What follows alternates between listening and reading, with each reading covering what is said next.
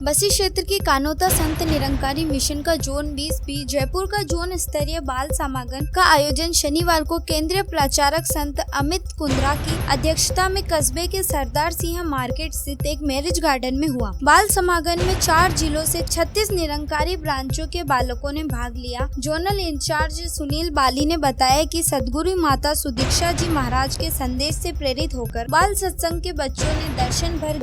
गीत संगीत, हिंदी, इंग्लिश, राजस्थानी भाषा में विचारों का नुक्कड़ नाटकों जैसे कार्यक्रम के माध्यम से जहां मानवता का संदेश देते हुए मानवीय गुणों से युक्त होकर जीवन जीने से जीवन में आने वाले आनंद और सुकून को समझाया। वहीं बाल अवस्था से ही संत महात्माओं की संगति और सत्संग सेवा सिमरन से जीवन के अनमोल परिवर्तन को भी दर्शाया। वो अनुसूचित जाति बालिका छात्रावास है, जैसा कि उनसे पता चला,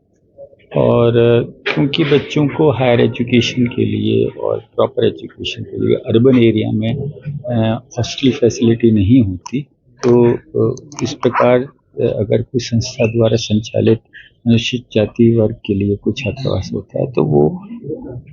काबिले तारीफ तो है ही है, लेकिन उसमें सरकार भी अपनी तरफ से योगदान देती है। और जहाँ तक जनप्रतिनिधि की हैसियत की सवाल है मेरी स्वयं की, क्योंकि केंद्रीय मंत्री जी भी वहाँ थे, तो हमने भी ये इस बात को महसूस करते हैं कि हमारा भी उसमें पूरा सहयोग होना चाहिए। सबसे पहले तो ये बात है कि इस पे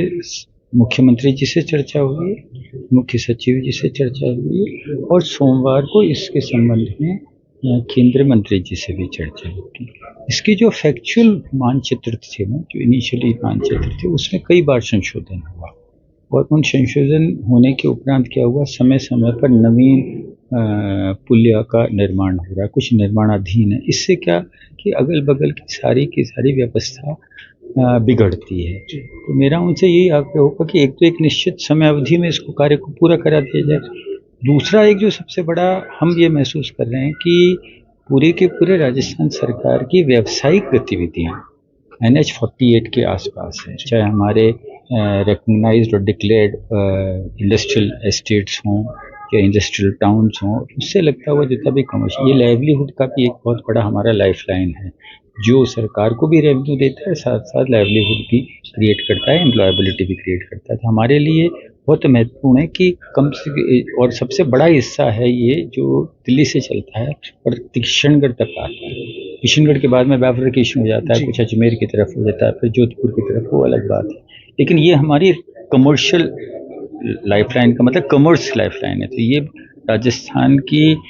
GDP के लिए भी बहुत महत्वपूर्ण है, क्योंकि जितनी भी इंडस्ट्रियल एक्टिविटी है तो। और दूसरी बात ये कि इसके इर्द गिर्द जितनी भी ग्राम पंचायतें जो अलोंग दी हाईवे है, अभी इसके कहीं भी साइनेजेस नहीं है जो ये पहले से बता दे किसी व्यक्ति को कि अगर आपको इन हैबिटेशंस में या ग्राम पंचायतों में जाना है तो आपको एग्जिट कहाँ से होना पड़ेगा, और आपको वापस अगर आप हाईवे पे आना चाहते हैं तो आपको एंटर कहाँ से होना पड़ेगा। इन सारी चीज़ों का भी हम उनसे डिस्कस करेंगे, क्योंकि road safety norms, road Congress norms के हिसाब से जो सेफ्टी नॉर्म्स हैं उसके आधार पर भी इसमें बहुत सी सुधार की आवश्यकता है। लेकिन हमारी ये प्राथमिकता है कि इस पूरे हाईवे को हम अगले 12 महीने के भीतर कम से कम इस स्थिति में ले आएँ कि जान माल की हानि भी नहीं हो, और आसपास की जो आबादी है और जो ग्राम पंचायत उसमें सुगमता से आ जा सके, और यहाँ की व्यवसायिक गतिविधियों को भी एक गति मिले। एक आखिरी सवाल है।